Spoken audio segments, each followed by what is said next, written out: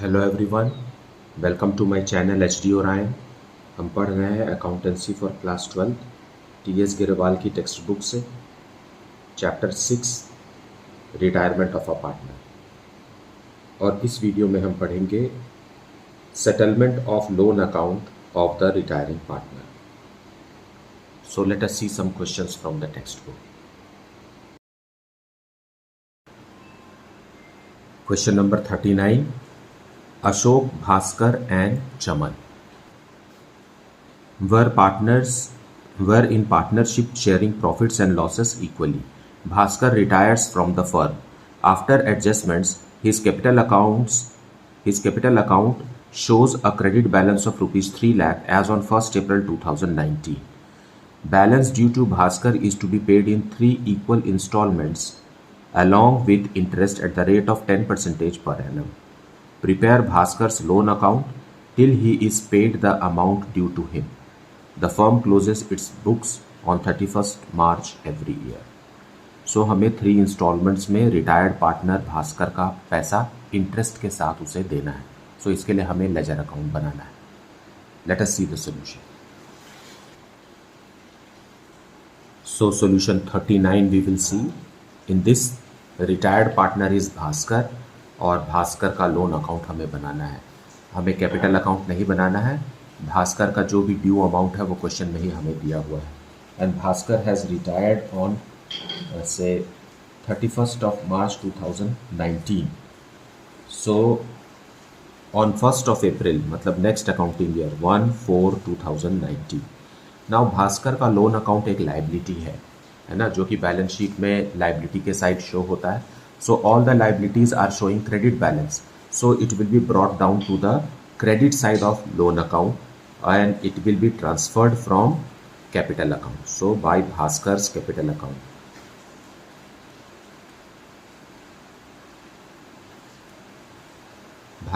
By Bhaskar's capital account is rupees 3 lakh.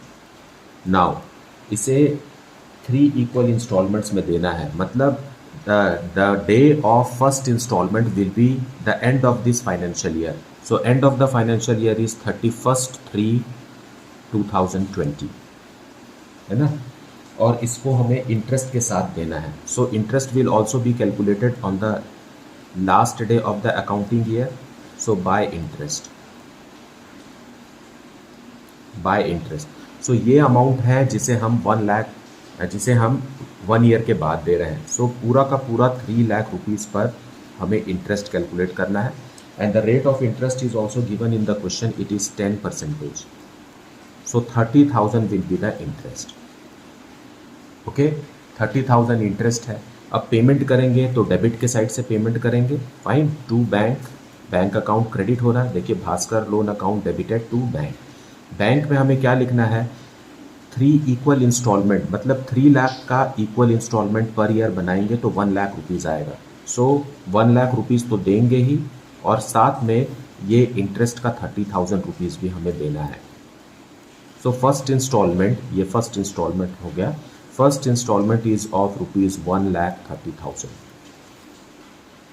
ठीक है. अब बाकी का 2 लाख रुपीज़ बच गया. देखिए इसमें से 1 लाख रुपीज़ का पेमेंट हो गया. So on 31/3/20 itself 2 balance closed down. So when we close it here, okay, it is 3,30,000.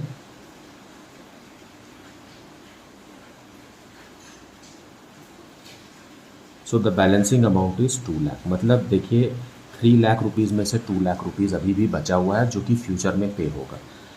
ये क्लोज डाउन है. इसे हम ब्रॉट डाउन करेंगे 1/4/20 को. By balance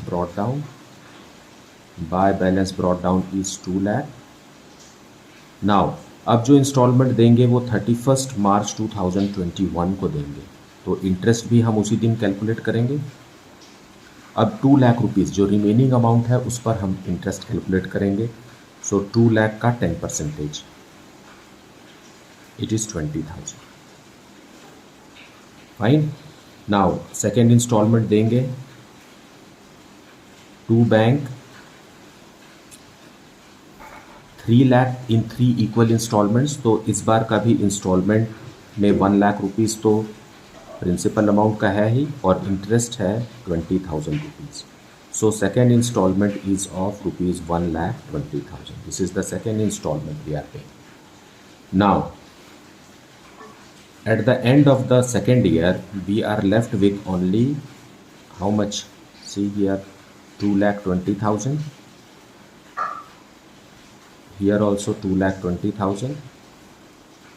So balancing amount is 1 lakh. 3 lakh rupees में से 1 lakh rupees हमारा अभी भी बचा हुआ है. So the last year, in the last year we will pay this off 1,421. Balance निकालेंगे, balance brought down. Next year 1 lakh. अब ये जो 1 लाख है वो 31 मार्च 2022 को पे होगा, इसलिए इंटरेस्ट भी हम इसी दिन कैलकुलेट करेंगे on this remaining amount 1 lakh. 1 lakh's 10%. It is 10,000 rupees.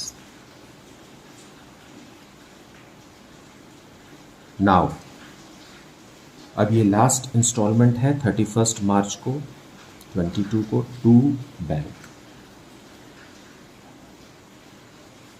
So 1 lakh rupees तो एक्चुअल अमाउंट का है लोन का और 10,000 rupees, sorry 10,000 rupees is for interest. So 1,10,000. Now no amount is left.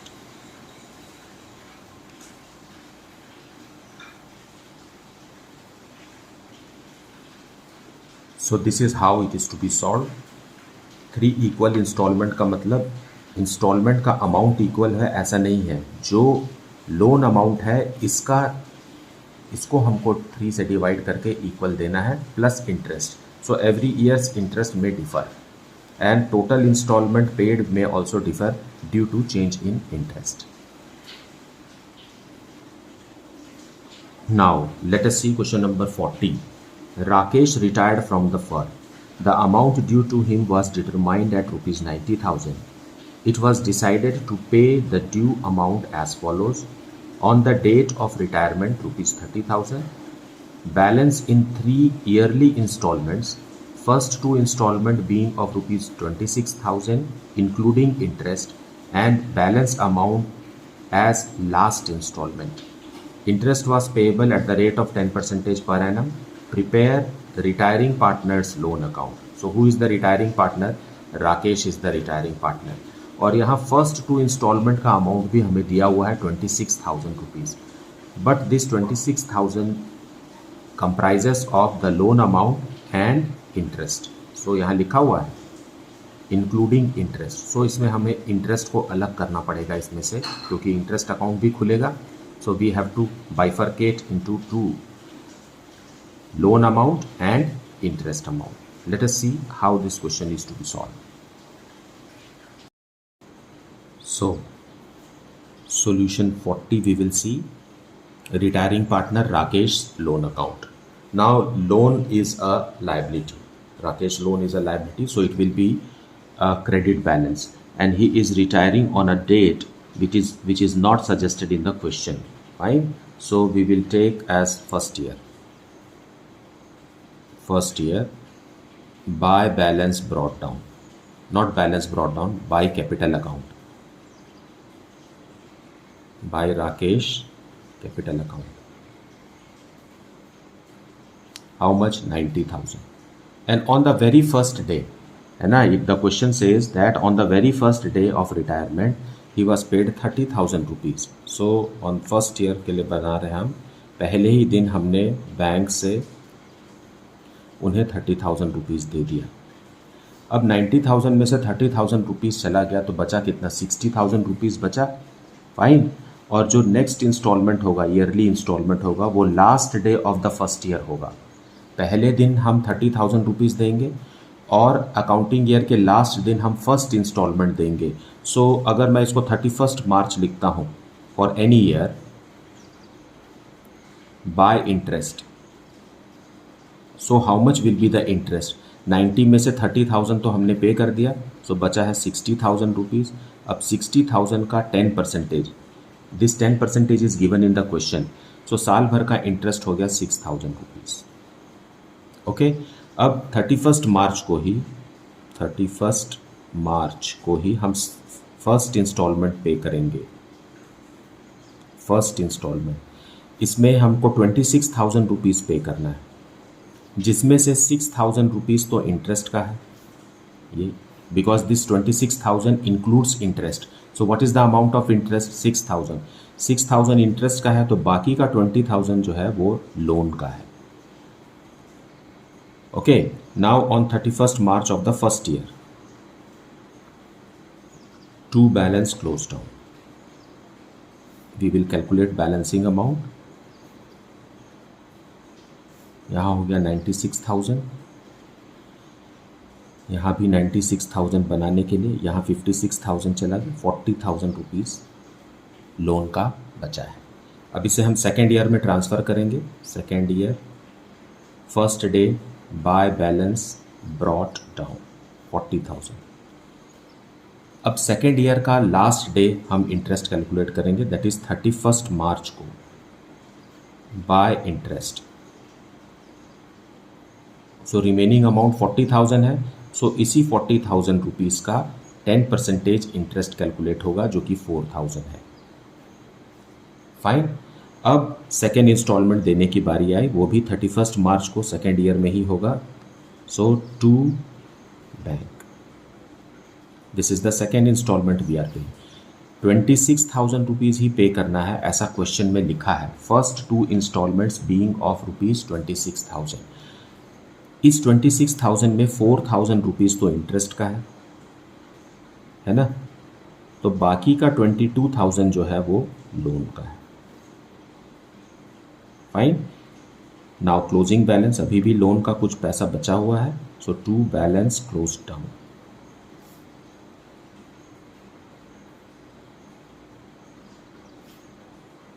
$44,000, here also 44,000.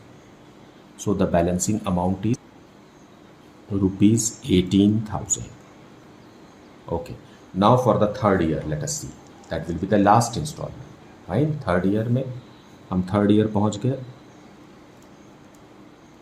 By balance brought down, it is 18,000 rupees, and on the last day of third year, that is 31st March, interest calculate करेंगे. सो इसी balance amount का ही interest देना होगा, क्योंकि बाकी का तो payment हो चुका है, 10% of which is 1,800 rupees. So this will be the last, ये दोनों मिल करके लास्ट इंस्टॉलमेंट बनेगा, जो कि 31st March ऑफ थर्ड ईयर को पेमेंट होगा. So to bank account, this is the third instalment. 18,000 plus 1,800, it is 19,800, the final instalment paid to the retired partner Rakesh.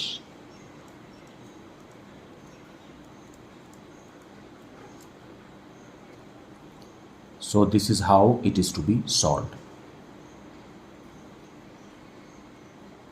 Now let us see the next question. Question number 41st. Ram, Manohar and Joshi were partners in a firm. Manohar retired and his claim, including his capital and share of goodwill, was rupees 1,80,000.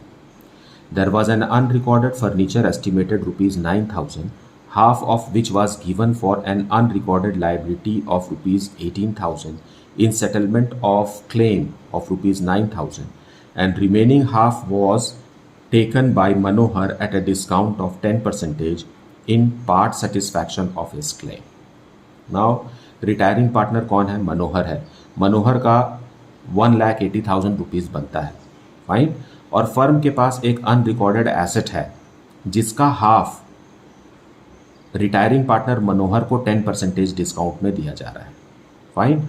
और उसी furniture का, जो कि unrecorded है, half, मतलब उसी furniture का दूसरा हाफ एक अनरिकॉर्डेड लाइबिलिटी के साथ सेटल हो रहा है. सो ये क्योंकि दोनों ही अनरिकॉर्डेड है, अनरिकॉर्डेड फर्नीचर है और अनरिकॉर्डेड लाइबिलिटी है, और ये आपस में सेटल हो रहे हैं, तो इसकी एंट्री बुक्स में नहीं होगी, क्योंकि दोनों का ही कोई भी बैलेंस नहीं है. फाइन. लेकिन जो अनरिकॉर्डेड फर्नीचर रिटायर्ड पार्टनर ले जा रहा है, उसकी एंट्री होगी. Fine. Balance of Manohar's claim was discharge by bank draft. Pass necessary journal entries to record the about transaction. अब अनरिकॉर्डेड फर्नीचर को 10% डिस्काउंट में ले जाने के बाद जो रकम बच रही है 1,80,000 में से, उसे बैंक ड्राफ्ट से बैंक ड्राफ्ट से फर्म पे कर रही है. So we will have to pass journal entry for this as asked in the question. Let us see the solution. So we will see the journal entries for question number 41st. Okay, date is not given here in the question. और हमें पहले revalue करना पड़ेगा. Unrecorded assets और liabilities को हम record करेंगे. So revaluation account debited. Revaluation account debit कब होता है? When there is decrease in asset और increase in liabilities. So to liabilities, unrecorded liabilities का 50%, अनरिकॉर्डेड एसेट्स और अनरिकॉर्डेड लाइबिलिटीज़ आपस में एडजस्ट हो गए, लेकिन बाकी का 50% बचा हुआ है. Out of 18,000 remaining 9,000 is with us. So that will be recorded in the books being increase in liabilities. Increase in liabilities.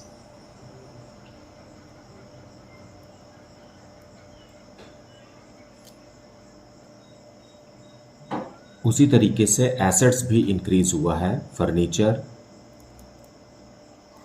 Furniture account debited to revaluation account. और फर्नीचर कितने का है? फर्नीचर 4,500 का है, जिसको 90% में हम एक्सेप्ट कर रहे हैं. सो 4050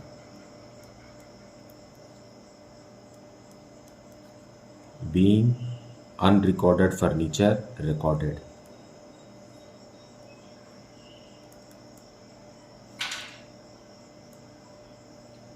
At 90% of its value.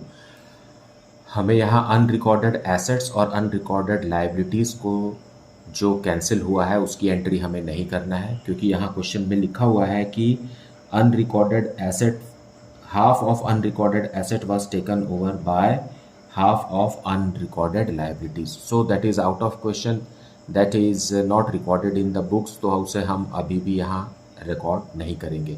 लेकिन बाकी का जो 50% बचा हुआ है, half of the liabilities and half of the assets, उसे हम रिकॉर्ड करेंगे. और एसेट्स जो कि फर्नीचर है उसको भी कहा गया है कि 10% लेस में उसका वैल्यू एक्सेप्टेबल है. सो उसे हम 10% लेस मतलब 90% में रिकॉर्ड करेंगे. बस इतना ही है रिवैल्यूएशन अकाउंट में. सो हमें क्या मिल गया है? हमें डेबिट बैलेंस मिल गया है. Fine. So we will transfer this loss on revaluation to partners capital account. So which are our, who are our partners? Ram's capital account debited. Then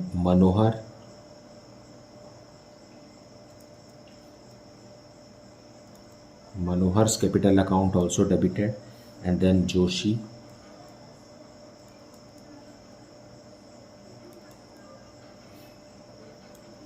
to revaluation account. So how much is the value? 9,000 minus 4050. The answer is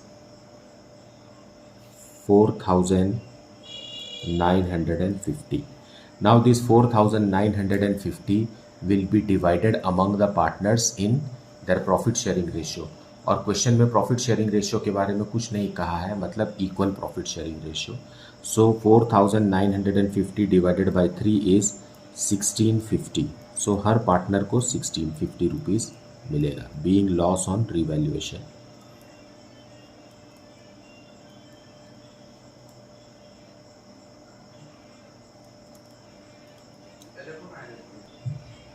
now अब retired partner मनोहर को उसका account clear कर देते हैं. सो मनोहर को 1,80,000 rupees देना था, लेकिन उसे रिवैल्यूएशन में लॉस हो गया, तो इस लॉस को भी हम उसमें एडजस्ट कर देंगे. सो मनोहर्स कैपिटल अकाउंट, क्योंकि कैपिटल एक लायबिलिटी है, क्रेडिट बैलेंस होता है और उसे क्लियर करने के लिए हमें डेबिट करना होता है. सो 1,80,000 रुपीज़ मनोहर का था, जिसमें से 1650 रुपीज़ का रिवैल्यूएशन का लॉस हो गया. सो अब बचा हुआ जो अमाउंट है मनोहर के कैपिटल अकाउंट में, वो है 1,78,350. इसे हम मनोहर को देंगे। तो मनोहर इसके लिए एक फर्नीचर भी ले जा रहा है। जो अनरिकॉर्डेड फर्नीचर हमने रिकॉर्ड किया है वो मनोहर को दिया गया है, और बाकी जो अमाउंट है उसे हम देंगे बैंक ड्राफ्ट से, so to bank, and the balance amount is here 1,74,300।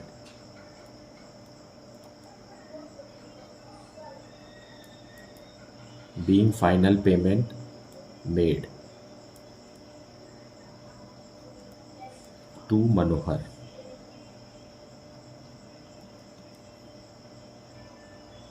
So this is the solution for question number 41st। मुझे उम्मीद है कि आपने वीडियो को अच्छे से देखा है और एक्सप्लेनेशन को पूरा अच्छे से सुना है। Fine, and thank you so much for liking, subscribing and sharing the channel, and if you have not yet, then please do like, subscribe and share the channel। Should there be any doubt, please put it in the comment section। Thank you so much for watching।